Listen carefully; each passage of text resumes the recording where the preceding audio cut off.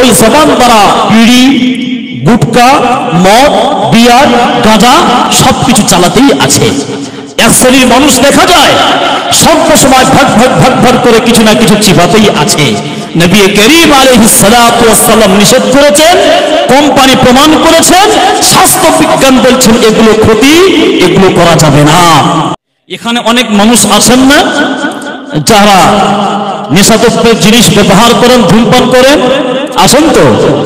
হ্যাঁ, বেশি বেশি করে করবেন। যারা অল্প খেতেন আগামীতে বেশি বেশি করে খাবেন।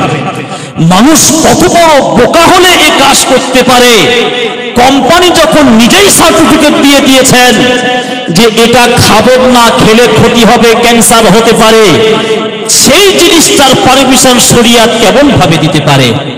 সর্বপ্রথম এই জবানকে সমস্ত রকম ধূমপান থেকে হেফাজত করতে হবে। সমস্ত রকম ধূমপান থেকে হেফাজত করা কিন্তু খুব কঠিন। বর্তমানে এমন একটা সময় আসছে নেশা ও ধূমপানের প্রবণতা বেড়েই চলেছে। বাসে, টেকারে, ট্যাক্সিতে, ট্রেনে, রাস্তাঘাটে, হাটে বাজারে যেখানে আপনি যাবেন, এই নেশা ও ধূমপানের ধোঁয়ার দ্বারা প্রকৃত সভ্য ও শিক্ষিত মানুষেরা পেরেশান হয়ে আছে। ঠিক কিনা কথা বলেন?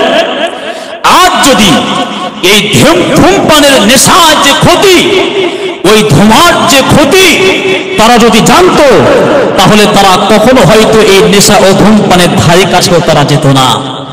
আল্লাহ পাক বলছেন, ওয়ালা তুলকু বিআইদিকুম ইলা তাহলুকা, খবরদার তোমরা নিজেদেরকে ধ্বংসের দিকে ঠেলে দেবে না। অন্য আয়াতে বলছেন, ওয়ালা তাকতুলু আনফুসাকুম, খবরদার তোমরা নিজেদেরকে হত্যা করতে যাবে না। এই দুইটি আয়াত করে আমরা বুঝলাম যে আমাদের এই বডি, আমাদের এই দেহ, আমাদের এই শরীর আল্লাহ পাকের পক্ষ থেকে আমানত। অতএব এই সুন্দর শরীরকে বিষাক্ত নেশা ও ধূমপানের দ্বারা ক্ষতি করা মহাপাপ। এজন্য করে ধূমপান অনেক রকম আছে। আল্লাহ পাক সূরা মাইদার 90 নম্বর আয়াতে বলছেন, আল্লাহ পাক বলেন, ইয়া আইয়ুহাল্লাযীনা আমানু ইন্নামাল খামরু ওয়াল মাইসিরু ওয়াল আনসাবু ওয়াল আজলামু রিজসুম মিন আমালিশ শাইতান। ইয়া আইয়ুহাল্লাযীনা আমানু, হে ঈমানদার বান্দাগণ তোমরা শোনো, ইন্নামাল খামরু, নিশ্চয়ই মদ, ওয়াল মাইসিরু এবং জুয়া, ওয়াল আনসাবু এবং প্রতিমা পূজা, ওয়াল আজলামু এবং ভাগ্য নির্ধারণ করা লটারি, রিজসুম মিন আমালিশ শাইতান, এগুলো সব হলো শয়তানের অপবিত্র কর্ম। তারপরে আল্লাহ পাক বলছেন, ফাজতানিবুহু, তোমরা এগুলোকে থেকে পরহেজ করো, লাআল্লাকুম তুফলিহুন, যাতে করে তোমরা সফল হয়ে যেতে পারো। আল্লাহ পাক এই আয়াতের মধ্যে চারটি কথা বলেছেন। চারটি কথা বলে বলছেন এগুলো সম্পূর্ণ স্পষ্ট হারাম। একটি হলো মদ, আর একটি হলো জুয়া, আর একটি হলো প্রতিমা পূজা, আর একটি হলো লটারি। মনে রাখবেন, এই চারটির মধ্যে তিনটির সঙ্গে অধিকাংশ মুসলমান সমাজ গভীরভাবে জড়িত হয়ে আছে। ঠিক কিনা কথা বলেন? কোন তিনটির সঙ্গে? একটি হলো মদ, আর একটি হলো জুয়া, আর একটি হলো লটারি। বর্তমান অধিকাংশ মুসলমান সমাজ এই তিনটির সঙ্গে গভীরভাবে জড়িত হয়ে আছে। এই মদ এমন একটি নেশাগ্রস্ত জিনিস, এই মদ সমাজকে নষ্ট করে, জানকে নষ্ট করে। কোন একটা চেয়ার নিয়ে আসেন ভাই, হুজুরকে বসতে দেন।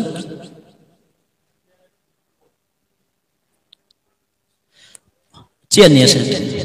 মনে রাখবেন, এই মদ কিন্তু সমাজকে নষ্ট করে, ঈমান নষ্ট করে, জান নষ্ট করে, চরিত্রকে নষ্ট করে, অর্থকে নষ্ট করে।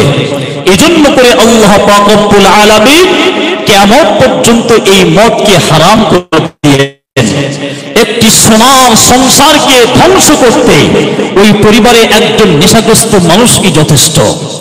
যেই পরিবারে কোনো নেশাগ্রস্ত মানুষ থাকে, সন্তান থাকে, ওই নেশাগ্রস্ত সন্তানের বাবার চোখে শীতলতা নেই, তার মায়ের চোখে শান্তি নেই, ওই বাড়ির মা বোনেরা নিরাপদ নয়, ওই বাড়ির প্রতিবেশী নিরাপদ নয়। ওই সন্তান ওই মদের টাকা সঞ্চয় করার জন্য সর্বপ্রথম হাত দেয় তার বাবার পকেটে, তারপর হাত দেয় তার মায়ের আঁচলে, তারপর সে হাত দেয় প্রতিবেশীর বাড়িতে। ওই মা সর্বপ্রথম তাকে চোর বানায়, তারপর পশু বানায়, তারপর ডাকাত বানায়, তারপর হত্যাকারীও বানিয়ে দেয়। এখানে অনেক মানুষ আছেন না যারা নেশাদ্রব্যের জিনিস ব্যবহার করেন, ধূমপান করেন? আসেন তো? হ্যাঁ, বেশি বেশি করে করবেন। যারা অল্প খেতেন আগামীতে বেশি বেশি করে খাবেন। মানুষ কত বড় বোকা হলে এই কাজ করতে পারে? কোম্পানি যখন নিজেই সার্টিফিকেট দিয়ে দিয়েছেন যে এটা খাবেন না, খেলে ক্ষতি হবে, ক্যান্সার হতে পারে, সেই জিনিসটার পারমিশন শরিয়াত কেমন ভাবে দিতে পারে? আমরা যখন মায়ের পেটে এসেছিলাম ওই দিন থেকে আমাদের মায়েদের রক্তস্রাব বন্ধ হয়ে গিয়েছিল, যেটাকে মেন্স বলে, যেটাকে হায়েস বলি, যেটাকে ঋতুস্রাব বলি। ওই রক্ত বন্ধ হয়ে গিয়েছিল কেন? ওই রক্ত যখন আমরা মায়ের পেটে ছিলাম আমাদের খাদ্য হিসাবে আল্লাহ পাক রেখেছিলেন, ওই রক্ত দ্বারা আল্লাহ পাক আমাদের পুষ্টি পরিপূর্ণ করেছিলেন। তাহলে খাদ্য যখন আল্লাহ পাক আমাদের ওই রক্তকেই বানিয়েছেন, ওই খাদ্যকে আল্লাহ পাক সরবরাহ করিয়েছেন মুখ থেকে নাকি নাভি থেকে? কেউ জানেন? নাভি থেকে সরবরাহ করিয়েছেন। কেন? আল্লাহ পাক সবকিছু পারেন।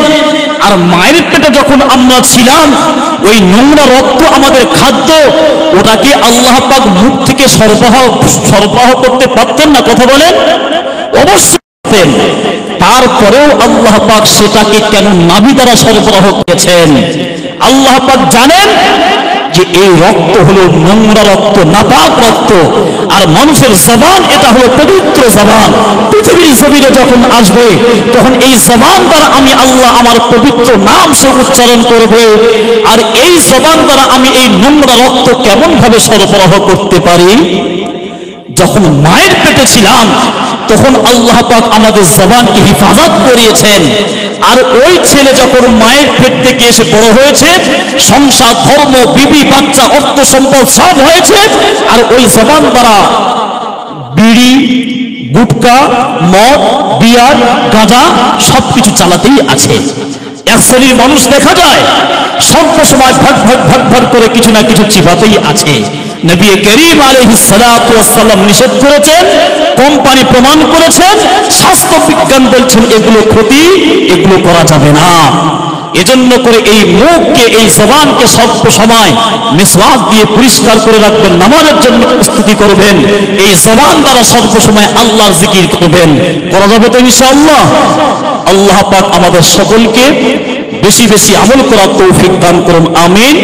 ওয়া মা আলাইনা ইল্লাল বালাগ। আসসালামু আলাইকুম ওয়া রাহমাতুল্লাহি ওয়া বারাকাতুহু।